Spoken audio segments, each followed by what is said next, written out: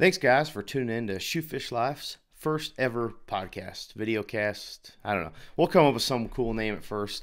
For sure, this will be on YouTube. I'm not sure where else I'm going to put it yet because I have no idea what I'm doing, as you can probably tell or hear or anything that's happening that's weird with this. On YouTube, obviously, it'll be video. We'll do this live. Well, I guess it's not live, but you know what I'm saying. Stream. We'll put some pictures or whatever overlays over me or just in this corner of what we're talking about. For all the audio stuff, I guess you'll just hear my wonderful, beautiful voice. So let's get into it. Went on a buffalo hunt a couple weeks ago. First ever experience hunting buffalo. And yeah, my little neighbor boy, luckiest kid in the world, he won a boat earlier this year by catching a fish that had a tag, and then they went to an event and they drew that tag number and he won a $15,000 boat. Then first year ever putting in for buffalo hunts, anything once in a lifetime, all that. Didn't draw in the normal draw, but the DNR released a depredation tag because there's some buffalo that were coming off of the reservation down by the Book Cliffs that aren't supposed to be coming off and going onto some different land. So they released some tags, and the DNR called my buddy Clint up and said, "Hey, your boy got drawn for one of these depredation tags. If you'd like to go, you got to let us know in a day." And so he called a bunch of people, called me, see if I can come video and all that stuff. And I told him, heck yeah. So we claimed tag. So day one, got everything ready, started making sure all my batteries charged and all that stuff. Head out. On the way up to their house, they're like, "Where's your sleeping bag and stuff?" And I said, "I thought you said we were staying in a hotel." So I was unprepared. I got the crappiest sleeping bag in the world because I was going to get a good sleeping bag, and then my wife decided she wanted a trailer, so we got a trailer instead. But now I'm definitely going to get a sleeping bag. So we head out, head to Price. Takes a couple hours to get there. Pull into the hotel, sleep at a hotel. What a sleazy hotel. Heaters don't work. And then when you finally get the heater to work, it bakes you 100 degrees in that room. So didn't sleep with the heat, didn't sleep with the excitement of knowing what was coming up. So then we had to get up at 4 in the morning to get there. And we took Jeeps and stuff. My buddy towed his their family hunting Jeep with their truck. And I was kind of wondering why we weren't just taking our side-by-sides because, they're a little easier sometimes. I didn't know that we were going to have to go down this snow-covered road for 25 miles at slow speeds that was really slick to get to the area where the buffalo were at. I was not prepared for that. So it takes forever to get down this road. Finally get to the gate. Right by the gate, he's showing us some petroglyphs because it's pretty cool. This land's actually the Natural History Museum's land. So it's state land, but you can only go on it with permits and stuff like that. So we got to fill out some waivers. That was our permit. Normally you can't drive on this land, but because we were with the security guard of the land, we were able to drive and all that. So get to the lodge house. It's an old ranch that used to be privately owned that the state had purchased. And I mean, it's old school. There's a couple little heaters in the buildings that don't work. One of the building we ended up staying in did not have a fireplace. I didn't understand that. All the old building, that the main ranch house had a fireplace, but the guest house didn't, and that made no sense to me. Anywhere deep, steep, in the middle of nowhere like that, back in the day, even if you lived somewhere where it was 100 degrees 99% of the time, wouldn't you have a fireplace in your house? I don't know. So we drop off everything, consolidate vehicles, so we're not driving around 10 different vehicles because a bunch of people went, and I'm starting to learn more that that's a Utah thing, that on cool tags or even just deer tags and all that everybody in the family goes and your friends and all that. And I think it's great. My wife's family does it. My family, there's not as many of us, but we try to go together. But my wife's family, we have a tag and there's 15, 20 people that are seeing if they can come, especially on cool hunts like this. So there was only 10 of us. So not too many for Utah standards. But so I started riding in the back of the truck because the way it was relayed to me is that we're going to be kind of just driving down the road and they're going to be there and we're going to shoot one. Like most people assume that's how buffalo hunting is. That's what we kind of thought we would be doing because that's what we got told we'd be doing. So I'm in the back truck trying to film a couple little things. It's too bouncy and rough, but I tap on the roof because I see some buffalo out in the field out there, and I have no video of these buffalo on this herd because it was just so fast. So we stop the truck, we get out, we start trying to hike so we can get to them because they spooked out. All we ever seen was butts running through the forest, and it's amazing how 50-60 head of animals that size can just up and disappear. So they went up a canyon, and the security guard guy said it's not worth trying to go up the canyon after him. So there were supposed to be 3 herds. So we're walking along the road so our vehicles don't spook these buffalo anymore, and we look up a canyon, we see, I don't know, 100 of them at least. So we back off real fast. As soon as we caught a glimpse that they were in there, we backed off. Supposedly these things don't see very well, but I think they can see pretty good. If they don't see, they can definitely hear or smell. There's something about them that's very well that I found out later. So we make a plan of how to put a stalk on these buffalo, and we go across the canyon, go down through a gulch, start hiking up a hill that we should be able to get on and overlook them. And we were thinking it'd be about 200 yards from the end of that hill to where we could try to harvest one. So we make the little trek up there. It wasn't too bad or anything. We get to where the hill peaks out, the lower hill. The next hill is pure cliff that's 40 feet high at the lowest and wraps all the way around. So we can't get any closer. So we try to skirt around the face of where our hill meets the cliffs, and we're in the open, but we're hugging the wall to try to not be seen too much. And we stood there. I got video of them. The problem was there was just so many of them. It was hard to pick a cow and all be on the same page of which cow we're shooting. Colton's behind the gun, laying in kind of an awkward position, and the buffalo ended up being about 400 yards. They weren't as close as we were hoping they would have been. So we're kind of deciding what to do, and the buffalo make the choice for us. They eventually get up and decide to leave and head up that canyon. So we make the little trek back to the truck, decide to go try to find the 3rd herd that we actually never ended up finding. But we drove around the rest of the day, didn't see any more buffalo. Went back to where the opening of the canyon that the first herd disappeared up into, and sat there for an hour and a half, and they never came out. Now we had to go back, stay at the lodge that we hadn't really planned on staying at. I wouldn't call it a lodge, but I kind of mentioned that earlier in the morning, or at this episode. So we go back, start making a plan for what we're going to do for tomorrow, and go to bed and freeze our butts off. So get up the next morning, day 2. We decided to drive most of the way to where we seen the first herd and then get out and walk. There's 2 big sections of natural fields because it used to be ranch land. Now it's just natural grass, but there's 2 sections that they were feeding in. And we got close to the first one, got out, started hiking down the road. Didn't see him, so the security guard guy, I don't know, we're going to call him the guide. Okay, he's not a guide, but he was our guide, and he's security guard for the land, so he knows what's going on there. But he walks with us through the first field, kind of get to the second one. We don't see him in the bigger section of it, so he decides to head back, get the vehicles, and we decided to keep walking up. About 50 yards past where we separated, we see some buffalo. So we wore radios. It's a legal thing in Utah. I've understood most states aren't, but guess what? Utah it is. So anyway, I get on the radio, said, don't come up the road, don't come up the road, and they hear ka-ch. And I'm thinking they're saying okay or something, because nobody seems to know how to hold the button, talk, let go of the button. They just go, okay. So we climb up on this hill, and I actually have no footage of this because I accidentally deleted the memory card off the camera, cleared it at the end of this day, the second day. So instead of having 3 buffalo hunting videos on YouTube, we're only going to have 2 because I messed up. But you guys probably enjoy that. I'm hoping you guys like the breakdown of the videos and different days, and then additionally this podcast versus just one video, try to cram everything in, whether it's short or long, and the kills at the very end, and you show the harvest and all that.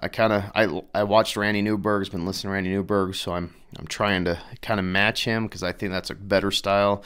Whether you guys like it or not, I think it's better because in the future when you want to go back as they might watch their experience, and I was there, so it's experience for me, rewatch what happened more of it than just getting there, a little bit of scenery and the harvest. I think the story is funner and cooler. So anyway, back to the hunt. So we start putting a stalk on these animals. We climbed up a hill so they can't see us as well as we're trying to get closer, and we get to about 350, and they haven't moved. They haven't known we're there yet. So Clint's kind of getting ready to take a shot or whatever, and I said we should probably get a little closer. I don't know. I thought that was a little far for the buffalo, for the Colton's accuracy. Colton's a good shooter, but we went to the range a few days before, and it was a little off, a little all over the place. And when I say all over the place, for us, that's an inch around, not barely hitting a pie plate like most hunters. So anyway, so we start creeping up, and I can hear the cars coming up the road. So I'm on the radio, like, what are you doing? Stop. Nobody's stopping. I get in an opening that the buffalo wouldn't be able to see us, but the cars should be able to. And I'm waving, like, stop, what are you doing? The buffalo have already seen him and left. And I just couldn't believe they drove up the road. They didn't know. They felt bad. It's all our own faults. I mean, we are road hunting for buffalo. We had miscommunication, and that herd took off. So it is what it is. So we decided to all meet back up together and drive up the road to see if we can find any of the other herds. So we drive around. None of the herds ever came back out. We still never seen that third herd. The second herd that we seen never came out of that canyon that night. So go back to the ranch, eat some lunch, and go back out. We decided to just sit on the hill of the first herd that keeps disappearing up there and seeing if they're going to come out at night and feed, which they're coming out at night, obviously, but it's way later than we're sitting there and they're, wanting to come out while we're sitting there. Of course, so we sit there and nothing else happens again. So we're back to the ranch house. Same thing. We didn't bring food because we had not planned on being there that many days. We thought this was going to be an easy thing. So luckily there was some spaghetti noodles and sauce, and then Rich brought some hot dogs, so Leanne whipped up some spaghetti and hot dogs. It tasted dang good since we didn't really have anything to eat, which I'm usually prepared and bring a lot of stuff, but I thought, I got told we were staying in a hotel, so I figured we'll hit the gas station every day and night. I'll get drinks and all that. I don't need to bring stuff with me and take up more room. I feel bad when I take up a lot of room in a vehicle that's not mine. I've got my clothes, I've got camera gear, I got hunting gear. So I usually have an extra bag more than everybody else because of camera gear. So I already kind of feel bad about that. But next time, I'm bringing food. I don't care. So get up early make a plan that night. Our plan for Sunday was going to be, we are going to walk straight from the ranch house. It's like 2.5 miles to even get to the first field. That way there's no vehicles at all, nothing gonna spook them, nothing. So we get up real early, we start hiking, we get to that first field about where you could barely start seeing, we see some deer, no buffalo anywhere. So we go all the way up to the canyon that they had been escaping into every morning, and we had brushed the tracks, and they actually never came out that night. So I figure we've spooked them a few times. They went way deep in there. So we walk another 200 yards up the road, and we see another herd of buffalo, and we think, well, maybe it's the one herd and they just found a different way out and they're in a different set of fields. But it ends up being the second herd from the first day had pushed all the way out of that canyon and came down. So it's really, really thick right next to the road. So me and Colton can't really see anything, and we know they're out there. He's the one that spotted them. I never even knew whether they were 100 yards or 1,000 yards. He just said there's buffalo, so I backed off to make sure they wouldn't see us. And so we're walking down the road, and Clint walks up the hill 20, 30 feet in the air so we can see over all the brush in front of us. And we had a lot of radio confusion, which this is probably where the radios do not help. He was saying go this way, and I was thinking it was a different way, and then we flopped on which way I understood he was saying, but what he meant. And so mass confusion. Then he's, get Colton up here because he's got the shot. I mean, there's buffalo everywhere, and he's elevated above him. He said there was buffalo anywhere from 150 to 500 yards, and we had the pick, but we were down in the bottom and couldn't see anything. So we finally meet back up with them. We start hustling the way the buffalo are going, and we find them, and we get set up. Colton takes a shot about 250 is what I believe, if I remember correctly, and I've got it on film, and he misses right over the top. Found out later the gun was off, which probably better than hitting him really high because there's nothing up there that would have hit him. But so he hit over the top, / the gun was over the top. So they all took off. It's crazy how they make no noise. All those animals hustling down a trail, no noise at all. So a couple guys go out to the spot that he shot, make sure there's no blood, all that jazz. Paul walks the trail that they took for 2 miles, no blood. So we get the vehicles. We drive up to the canyon that we assume they went into, which would be the Second Herds Canyon, and there's fresh track, fresh trail everywhere. So we decide to hike up this canyon because the guide said it's probably a box canyon. He hasn't been all the way to the end, but it should go about 3 miles up and then fork. So we decide to hike up there. It's last ditch effort, and we want to get a buffalo for Colton. So we make the long hike, and there's parts of this canyon where it's 80 yards wide, and we know there's 200 head up here. And I'm thinking, if we run into these things and they decide to turn, this is going to be nuts. So we start talking, if we do run into them on somewhere really, really narrow like this, or almost anywhere, because it's just sheer walled canyon, that before Colt takes a shot, we need to make sure everybody's in a good spot, that if they come down, we're behind rocks or trees or whatever, so we don't get stampeded and run over. So we get all the way to the end of the canyon where it forks. We haven't seen anything, and it's amazing, the animals this size, some of the tiny trails that we're going through, that I'm wiggling through like this, and you're like, how did 50 buffalo just get through this? And it's not wider and all broke up. But we get to the end. Me and Clint climb up on a rock so we could try to see a little farther. Can't see much. Paul and the boys walk up the hill to get elevated to see farther down the forks if they can. And we're just sitting there bull crapping, and Paul gets on the radio and says, hey, we see him. And we say, well, how far? And they say about 150, but they're getting up. And they got up and left before they could do anything about it. But we'd never even seen him, and I can't believe me and Clint, sitting on the rock couldn't see the buffalo. They must have been right on the edge of the trees and just went in. The sagebrush didn't look super tall. So they decided to go up the fork, see how far the fork may have went, because I was checking Onyx, and I'm like, it could box out, but it also could go another 4 miles. So then I'm looking at the map, seeing how far we've come, and we've went 3 miles up this canyon, but as a bird flies, and I bet we hiked 5 miles up this canyon.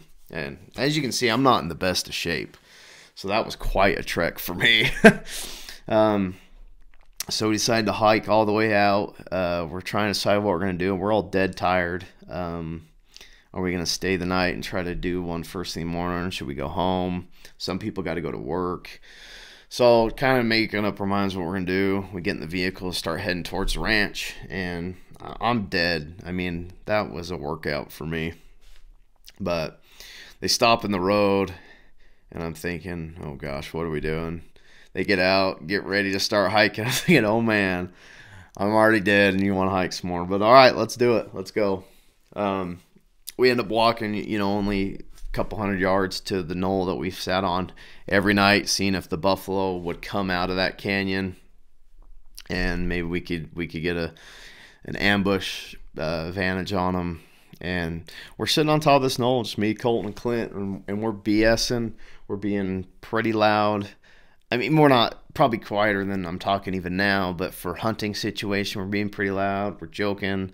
It's kind of good. Colton didn't shoot one of those 5 miles up that canyon, 3 miles up the canyon, because we'd be here forever trying to get that thing out. And I've got the camera on the tripod, full height, if I could stand there and record. Colton's pretty much laying on the ground, taking a nap. And Clint's looks over and says, oh my gosh. And there they were. They were coming out of this canyon that we've watched every night. And it was just amazing. So I'm kneeling down like, crap, how am I gonna get this on film? Because, you know, I don't want to be the one that spooks him up. But I see Colton start crawling forward to get a rest on my bag. So I decide, well, he's moving. They've stopped. They've already kind of pinpointed us. I'm going to stand up and get the camera turned on. So I get the camera turned on.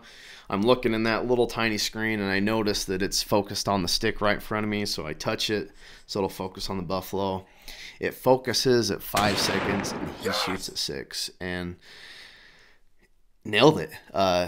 Nailed it right in the head. That's where Clint told him, shoot it right in the head. We don't want to play around. We're all tired. We don't want this thing running up the canyon a couple miles.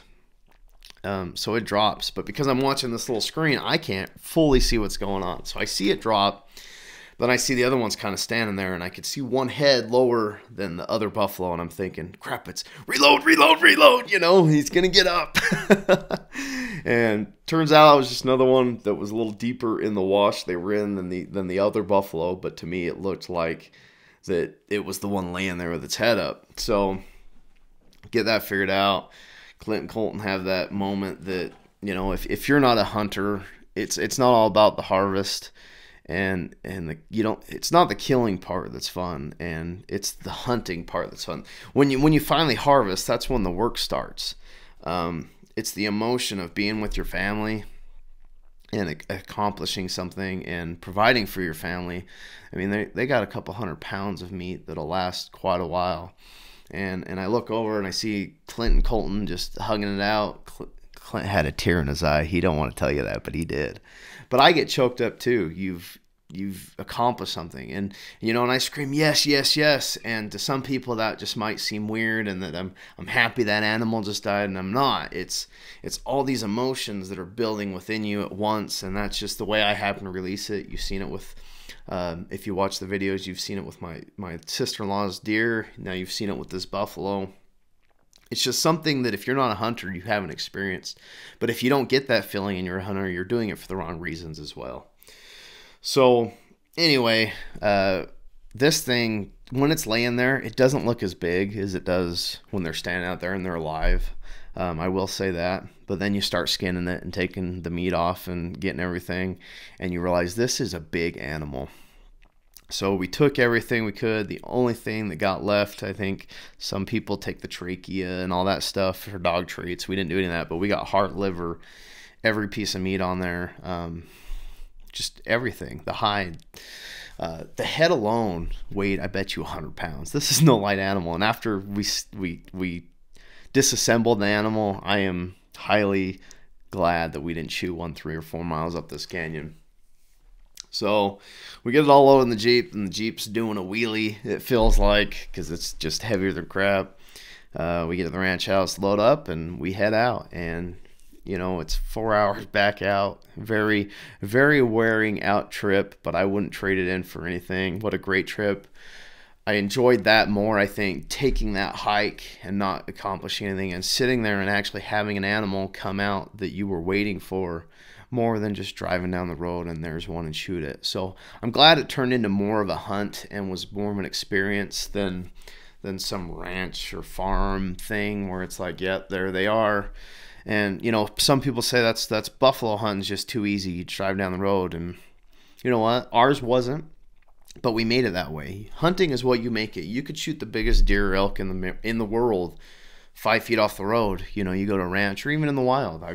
We've been driving down the road and there's a buck and you take it. Or you hiked 10 miles somewhere, or you've hiked 10 miles that day and you haven't seen anything. Hunting is what you can make it. Fishing is what you can make it, and that's why I love it.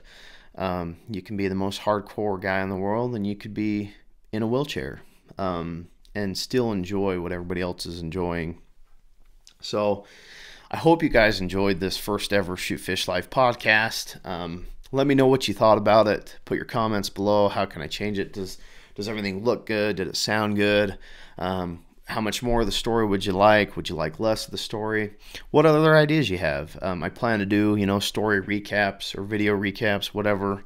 But what else would you like me to talk about? We can talk about guns, hunting, fishing, all that. Let me know what you guys think. Thanks for tuning in. I hope you enjoyed it.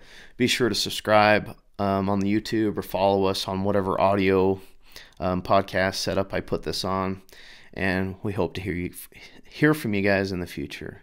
Thanks, guys.